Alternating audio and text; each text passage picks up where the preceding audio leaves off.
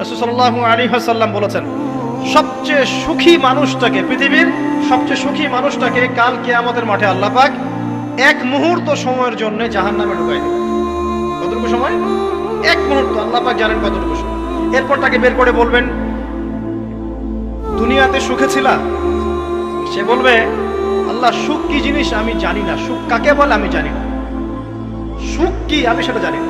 আল্লাহ সুখ কাকে বলে আমি সেটা জানি না। আর এই পৃথিবীর সবচাইতে নির্যাতিত, নিপীড়িত এবং দুঃখ ক্লেশে ভরা মানুষটাকে আল্লাহ পাক এই এক মুহূর্তের জন্য জান্নাতে ঢুকিয়ে দেবে, দিয়ে বের করে নিয়ে আসবে। বলবেন যে দুনিয়াতে দুঃখে ছিল, কষ্টে ছিল? এই ব্যক্তি বলবে, আল্লাহ কষ্ট কি জিনিস আমি জানি না, কষ্ট কাকে বলে আমি কষ্টের সংজ্ঞাই জানি না।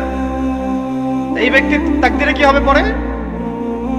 এই ব্যক্তি জান্নাতের আরাফ নামক জায়গায় দাঁড়িয়ে থাকবে, চেহারাটা ঘুরিয়ে দেওয়া হবে জাহান্নামীদের দিকে। সে বলবে যে আল্লাহ চেহারাটা খালি আমাকে জান্নাতের দিকে ঘুরায় দাও, আমি জান্নাতে যেতে চাচ্ছি না, খালি চেহারাটা ঘুরায় দাও, বাস এনাফ। আল্লাহ বলবেন আর কিছু চাবা না তো? আর কিছু চাবো না। ঠিক আছে, চেহারা ঘুরাই দেবে। এবার চেহারা জান্নাতের দিকে ঘুরে আসে, জান্নাতের ঘ্রাণ, জান্নাতের নেয়ামতের স্নিগ্ধতা সব পাচ্ছে সে। এবার বলছে আল্লাহ শুধু দরজার কাছে নিয়ে যেয়ে রেখে দাও, ঢুকতে চাবো না। আল্লাহ বলবেন যে এইবার কথা দিয়ে কথা রাখবা? ঠিক আছে, জান্নাতের দরজার সামনে গিয়ে রেখে দাও। ও বেচারা দরজা ধরে দাঁড়ায় আছে, চিন্তা করবে, ও ভাববে, ওই সময় সে ভাববে, হাদিসে এত স্পেসিফিকলি আসছে, সে ভাববে যে আর কিভাবে আল্লাহকে বলবো, আল্লাহ তো এতদূর পর্যন্ত নিয়ে আসলেন। এরপর বলবে যে জাস্ট একটু উকি দিব, আল্লাহ খালি একটু উকি দিতে, ঢোকানোর দরকার নেই, খালি উকি দিব। আল্লাহ পাক বলবেন, দেখো আদম সন্তান, তোমরা কিন্তু কথা খুব কম রাখো। আদম সন্তান, তোমরা কথা দিয়ে কথা রাখতে পারো। ওই যে আদম আলাইহিস সালামকে বলা হয়েছিল না, ওয়ালা তাকরাবা হাযিহি শাজারা, তোমরা গাছের কাছে যেও না, তাও তারা গাছের কাছে চলে গেলেন। তোমরা কথা দিয়ে কথা রাখো না।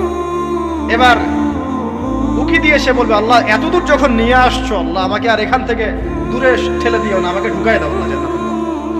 আল্লাহ পাক তাকে জান্নাতে ঢুকাই দিবেন এবং এই দুনিয়ার চাইতে 10 গুণ বড় জান্নাত তাকে দিবেন। তাহলে আমরা বুঝতে পারলাম যে দুনিয়ার বাস্তবতা কি আর আসল প্রকৃত সাফল্য কাকে বলে। আরেকটা কথা বলি, এক ব্যক্তিকে জাহান্নামের শাস্তি দেওয়া হবে বছরের পর বছর, অনেক বছর, অনেক বছর। কত বছর আল্লাহ ভালো জানেন, কারণ জাহান্নামের উপর থেকে ছেড়ে দেওয়ার পরে জাহান্নামের তলায় গিয়ে পৌঁছাতেই মানে কত হাজার হাজার বছর পার হয়ে যাবে মানুষ জানে না। এত গভীর জাহান্নাম, এত গভীর। আমরা তো এখন নাসাকে ইলাহ বানিয়ে নিয়েছি, নাসা যা বলে তাই বিশ্বাস করি। ও বলে মঙ্গলে পানি আছে, আমরা বলি হ্যাঁ পানি আছে। ও বলে চাঁদে এই আছে, আমরা বলি হ্যাঁ সেই আছে। নাসা যদি এখন বলে জাহান্নাম নামে একটা জায়গা আছে, কালকে দেখবেন সব মানুষ বিশ্বাস করছে জাহান্নাম নামে একটা জায়গা আছে। এটা হলো যে সায়েন্সকে আমরা এখন উপাস্য বানাচ্ছি, এটা একটা শিরক, আধুনিক শিরক। আধুনিক আরো শিরক আছে, আল্লাহর হালালকে হারাম করা, আল্লাহর হারামকে হালাল করে দেওয়া। ওইদিকে আমি যাচ্ছি না। এখন পড়তে পড়তে পড়তে একটা জায়গা তাকে দাঁড় করিয়ে দেওয়া হবে, আযাব দেওয়া হবে, আযাব দেওয়া হবে, আযাব দেওয়া হবে। এক পর্যায়ে সে চিৎকার করতে থাকবে, ইয়া মান্নান ইয়া হান্নান, ইয়া মান্নান ইয়া হান্নান। এভাবে চিৎকার করতে করতে, এগুলো আল্লাহ পাকের নাম। এগুলো কি আল্লাহ পাকের নাম। আল্লাহ পাক বলবেন, দেখো জাহান্নামের অতল গভীরে কোন আমার বান্দা আমাকে ডাকছে, কি হাজত তার, নিয়ে আসো। ওকে জিজ্ঞাসা করা হবে কি প্রয়োজন। সে শাস্তির অভিযোগ করবে, শাস্তির অভিযোগ করে তাকে বলবে যে আমার এই শাস্তি আমি সহ্য করতে পারছি না, আল্লাহ আমাকে এইটা দাও, সেইটা দাও আমাকে, আমি যেখানে থাকি সে থাকার জায়গাটা ভালো না, আমি যেখানে বসি বসার জায়গা ভালো না, এরকম অনেক কথা বলতে থাকবে। আল্লাহ পাক তখন তার গুনাহগুলোকে স্মরণ করাবেন, মানে তার এই অবস্থা কেন হলো এটা স্মরণ করাবেন। এবার সে ব্যক্তি পিছনে ফিরে, তাকে আবার পাঠিয়ে দেওয়া হবে, যাও পিছনে ফিরে যাও। তো যেতে যেতে সে তাকাবে পিছনে ফিরে, বারবার তাকাবে আর বলবে, আল্লাহ তোমার রহমতে আমাকে একবার সেখান থেকে তুমি বের করে নিয়ে আসছো, আল্লাহ দ্বিতীয়বার আমাকে সেখানে পাঠাও, আমি তোমার রহমতের আশা রাখি যে তুমি আমাকে মাফ করে দিবে। আল্লাহ পাক বলবেন, আমার রহমতের ওসিলায় সে আমার কাছে চেয়েছে, যাও আমি তাকে মাফ করে দেব। এই জাহান্নাম থেকে বের করেও আল্লাহ পাক অনেক মানুষকে কি করবেন, জান্নাতে দিবেন ইনশাআল্লাহ। একজন ব্যক্তির কথা আসছে, 99টা খুন করেছে, তওবা করার সুযোগ আছে কিনা খুঁজতে গিয়েছে।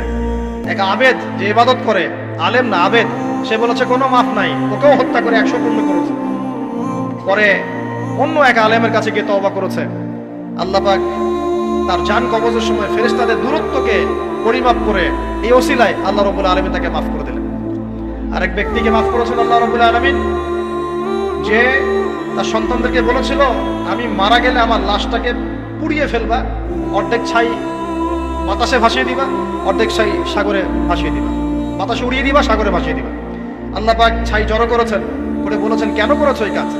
সে বলবে মিন খাশিয়াতিকা ইয়া রাব্বি, হে আল্লাহ তোমার ভয়ে কাজ করেছিলাম, আর তুমি খুব ভালো করে জানো হে আল্লাহ আমি তোমার ভয় করেছি না অন্য কোনো কারণে করেছি।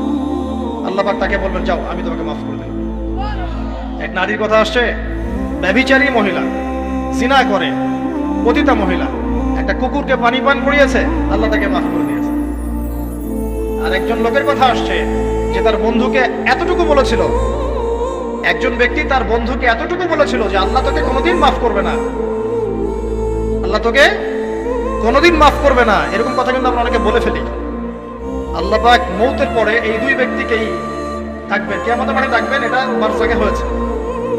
বলবেন আমার রহমত নিয়ে কথা বলার ইখতিয়ার তোমাকে কে দিয়েছে? আমি কাকে মাফ করবো কাকে করবো না এই কথা বলার ইখতিয়ার তোমাকে কে দিয়েছে?